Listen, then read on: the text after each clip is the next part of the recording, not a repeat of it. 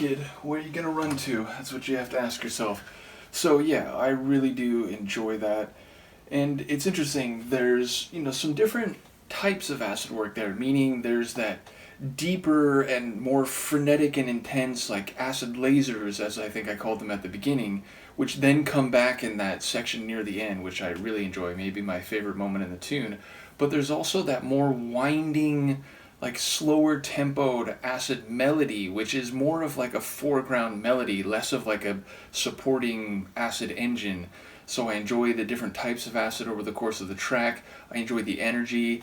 Any hardcore tune with like hip hop style samples, I've enjoyed that going back to the 90s when I first discovered hardcore. Indeed, a lot of the earliest hardcore I heard had like overt samples from like hip hop tracks. I remember hearing, I think it's it's on Hellfish's label. What the heck is it called?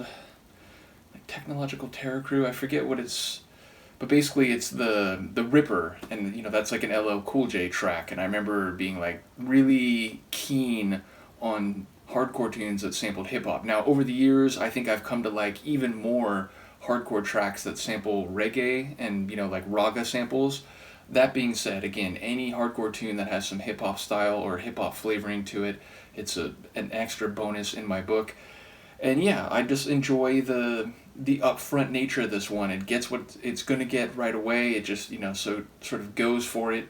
And yeah, any early hardcore tune with acid is always a bonus. So yeah, another great tune from the Painbringer catalog, though again, in this case with two collaborators. And yeah, shout out once again to Rave Instinct. Let me know what you think. I will see you next time.